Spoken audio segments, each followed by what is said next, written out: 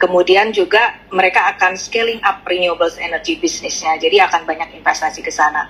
Di luar itu, tadi Mary juga sudah jelaskan, ada sektor-sektor tentunya yang kami pelajari selama ini, salah satunya adalah healthcare, karena ini sektor memiliki potensi pertumbuhan yang tinggi di Indonesia. Dan kita lihat demand terhadap healthcare itu kan sangat tinggi di Indonesia ya, sementara aksesnya masih sangat terbatas. Jadi kami melihat ini adalah potensi yang sangat baik, dan kami melihat juga ini bisa create sinergi juga dengan bisnis-bisnis kami yang sudah ada, salah satunya asuransi. Di luar itu, kami juga sebenarnya di luar investasi di Hermina, kami sebelumnya sudah investasi di Halodoc ya, platform kesehatan juga telemedicine platform, dan kami melihat ini akan bisa jadi satu potensi sinergi ke depannya. Nah, ini adalah salah satu sektor yang kami ingin terus bertumbuh. Di luar itu tentunya investasi kami juga tetap kepada bisnis-bisnis yang memang sudah existing. Astra akan terus bagaimana nurture this business supaya remain profitable going forward gitu ya, dan tetap berkontribusi. Misalnya di infrastruktur, tadi Mary sudah jelaskan, kami masih tertarik untuk bisa memperluas juga jalan tol kami misalnya gitu ya, dan untuk memperbesar aset kami di infrastruktur, karena kami melihat ini adalah satu sektor yang pasti akan bermanfaat sekali buat Indonesia dan akan bisa mendorong pertumbuhan Indonesia, and eventually juga akan benefiting Astra Business. Jadi untuk infrastruktur kami akan terus juga melihat potensi-potensi untuk investasi. Kemudian di luar dari capex and investment, penggunaan cash itu ya tentunya kalau ada excess cash kita mau berikan return kepada shareholders kita. Nah, tapi tentunya kami tidak bisa memberikan satu fixed formula berapa payout ratio yang akan diberikan Astra ke depan, mengingat kemarin kami bayarkan cukup tinggi ya atas profit 2022 itu 85% payout ratio-nya, di mana kalau kita lihat secara historis 10 tahun terakhir Astra rangingnya sekitar 45-50% lah gitu ya. Jadi harapannya adalah ke depan angka payout ratio ini akan kembali ke historic level. Tentunya ini dengan mempertimbangkan profitability dari company juga, kemudian juga kebutuhan capex, investment, dan juga kebutuhan untuk menunjang operation. Dan tentunya kami coba untuk balance itu semua, Mbak Tiara, di dalam pengelolaan cash kami. Ya, very well noted Bu Tira. Ini ada yang komentar juga Bu, sebagai pemegang saham saya sangat mengapresiasi dividen Astra untuk laba tahun 2022 kemarin. Perusahaan yang bersedia mengembalikan cash yang tidak dipakai adalah tanda dari governance yang baik. Semoga berlanjut terus ke depannya. Amin. Ya, amin. Doakan aja. Jadi Astra bisa tetap memberikan shareholders returns, baik itu melalui pembayaran dividen maupun menciptakan ya long term and sustainable business ya. Long term sustainable business buat Astra, di mana kalau bisnisnya bertumbuh berharap profitnya juga semakin baik dan semakin besar juga jumlah yang bisa diberikan kepada pemegang saham, karena Astra adalah perusahaan yang masih terus bertumbuh, jadi kami harus menjaga keseimbangan antara menginvestasikan kembali untuk bisnis ya, dan juga tentunya untuk mengembalikan kelebihan cash yang ada kepada pemegang saham. Thank you supportnya ya. Oke, thank you Bu Tira. Ini ada beberapa pertanyaan lagi Bu. Masih berlanjut mengenai salah satu investasi Astra. Apa rencana ke depan Astra atas kepemilikan saham di Gotoh? Baik, Astra itu ya kalau berinvestasi kami tuh selalu melihat bagaimana investasi ini untuk prospeknya jangka menengah, jangka panjang. Jadi kalau kita berinvestasi nggak berpikirnya untuk jangka pendek aja gitu ya. Dan waktu kita memutuskan untuk investasi ke Gojek dulu ya, namanya Gojek, itu juga bukan kita lantas berpikir dalam jangka pendek kita akan dapat profit gitu, enggak, karena kita juga tahu nature bisnis startup ya kan. Nah, lebih ke saat itu adalah buat kami untuk mengakselerate digitalisasi di dalam grup Astra, karena harus diakui bahwa Gojek saat itu juga adalah national champion, dan menurut saya sampai hari ini pun masih demikian untuk di market Indonesia ini. Jadi di sana ada opportunity buat kami untuk belajar, untuk accelerate digitalisasi kami, belajar bisnis modelnya, dan saat itu juga kita bicara soal mobility, dan kami melihat ada opportunity untuk bersinergi dalam hal mobility itu, which is sudah kejadian tepat sebelum pandemi. Sayangnya karena pandemi jadi tidak bisa dijalankan dengan optimal ya ketika JV itu dibentuk yang GoFleet tersebut. Nah, kedepannya akan seperti apa? Tentunya Astra setiap portfolio bisnisnya akan terus dikaji ya, dan kami terus melakukan pengkajian terhadap bisnis-bisnis kami termasuk Goto ini, untuk juga kami lihat nanti kedepannya akan seperti apa. Saat ini belum ada sesuatu yang konkret yang bisa saya sampaikan, tapi ini adalah sesuatu yang terus kami monitor dari waktu ke waktu. Semoga menjawab. Thank you. Oke, very well noted, Bu Tira. Ini ada pertanyaan yang masuk lewat YouTube juga, Bu. Kalau bisa saya bantu bacakan, terkait dengan segmen commodity relatednya Astra. Mohon infonya kenapa revenue import turun drastis, apakah produksi atau sales yang turun, atau ada apa kendalanya, dan apakah kedepannya segmen bisnis mana yang menjadi ujung tombak growth dari Astra sendiri? Silakan Bu Tira.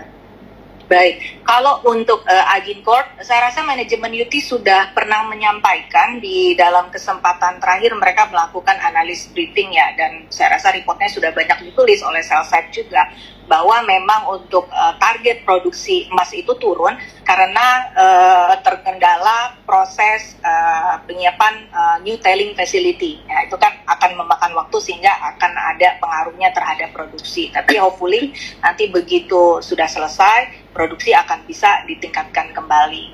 Nah, sementara untuk ujung tombak bisnis Astra nih ke depan, kalau kita bicara ke depannya, let's say jangka pendek lah ya, 3-5 tahun ke depan gitu, jangan terlalu jauh juga karena banyak situasi yang kita nggak tahu ke depannya akan seperti apa. Tapi saya bisa bilang bahwa otomotif ini masih merupakan secara kontribusi revenue maupun kalau saya nggak salah antara 2013 sampai 2017 itu kontribusi dari otomotif itu bisa 50-an%. Tapi setelah itu kontribusinya mulai turun karena kita lihat komoditi ini mulai kontribusinya meningkat. Jadi emang secara matematika itu bisa naik turun tergantung situasi bisnis komoditasnya juga. Seperti misalnya tahun kemarin itu kontribusi dari United Tractor kan bisa 40-an% ya, mungkin lebih, mungkin 45% seingat saya, karena harga coal gitu, sehingga mau nggak mau kontribusi dari yang lainnya jadi turun. Tapi in general saya bisa bilang bahwa mengingat penetrasi mobil itu masih kecil di Indonesia, masih 10%. Kemudian sepeda motor juga walaupun penetrasinya sudah tinggi, tapi potensi pertumbuhannya masih ada, sebab pemerataan pembangunan di Indonesia kan masih terkonsentrasi di Pulau Jawa. Nah, jadi kita masih melihat ada potensi di luar Pulau Jawa untuk itu. Sehingga kami yakin bahwa otomotif masih akan terus berkontribusi dengan baik untuk pertumbuhan bisnis Astra ke depan ya. Dan di luar otomotif itu sendiri, tadi saya bilang bicara mengenai value chain, ada bisnis mobility bisnis kita yang link dengan otomotif, kemudian jasa keuangan juga yang link dengan otomotif, yang kinerjanya juga akan dikerjakan bisnis otomotif. Dan di luar, maksudnya bicara jualan mobil sama sepeda motor, kita juga kan punya Astra Autoparts ya, komponen bisnis yang dia juga punya potensi pertumbuhan yang sangat baik sekali, karena Astra Autoparts ini juga nggak cuma mensuplai untuk OEM-nya Astra, tapi juga pemain lain di otomotif Indonesia juga. AOP adalah salah satu supplier mereka gitu ya, both untuk 4-wheeler and 2-wheelers. Dan Astra Autoparts juga sejak pandemi bahkan mereka sudah mengutilize fasilitas mereka, bahkan juga punya capabilities untuk memproduksi alat-alat kesehatan. Nah, ini tadi bicara healthcare juga, ke depan ini bisa jadi satu sinergi yang baik juga. Jadi menurut saya masih otomotif, Mbak Tiara, melihat potensi pertumbuhannya, karena kalau kita lihat dari kontribusi yang komoditi tergantung harga komoditasnya ya, batu bara, kemudian CPO. Sementara bisnis kami yang lain-lain kan masih relatif baru, jadi memang returnnya secara return ya masih butuh waktu gitulah untuk meaningful. But hopefully di bisnis kami seperti misalnya infrastruktur, karena kita sudah insya Allah recover lah ya dari pandemi, sudah nggak ada pembatasan dan traffic volume terus meningkat. Hopefully dalam waktu ya 2-3 tahun ke depan kita berharap sudah meaningful kontribusi dari infrastruktur itu terhadap grup Astra. Ya, mungkin mau menambahkan juga untuk beberapa portfolionya jalan tol Astra yang dimiliki itu juga menurut kami itu jalan tolnya asetnya bagus ya Bu ya. Maksudnya secara traffic juga berkesinambungan lah dengan bisnis Astra yang lain gitu ya Bu ya. Jadi hopefully ini bisa kita lihat sooner than expected ya Bu Tira ya. Ya. Lanjut mengenai pertanyaan otomotif Bu, apakah kedepannya ini Astra akan lebih fokus di Pulau Jawa atau di luar Pulau Jawa Bu, untuk penjualan otomotif?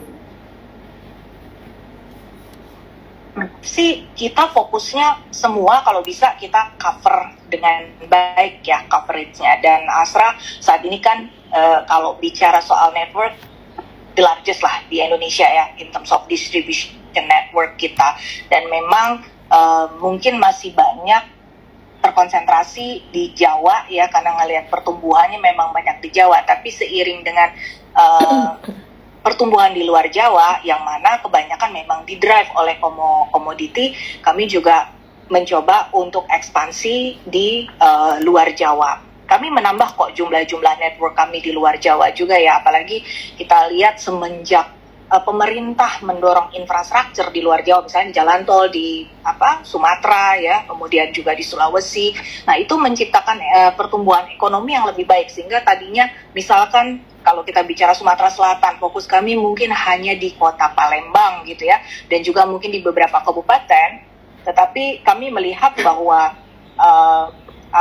di second tier, third tier itu juga terjadi pertumbuhan-pertumbuhan, sehingga ada demand-demand yang tercipta untuk kendaraan. Jadi untuk lebih dekat dengan konsumen, kami juga ekspansi ke sana. Jadi kalau bicara konsentrasi, kita nggak bisa pilih salah satu, semuanya harus menjadi fokus, karena di luar Jawa juga ekonominya kita harapkan terus bertumbuh ya. Jadi nggak cuma dari komoditis, dan harapannya yang sudah dilakukan government untuk mendorong infrastruktur juga akan create lebih banyak aktivitas ekonomi yang gak hanya didorong oleh komoditas, sehingga bisa menciptakan juga demand untuk otomotif itu. Jadi kalau bicara ya semua harus sama-sama Mbak Tiara, jadi semuanya harus menjadi fokus yang serius dari kami.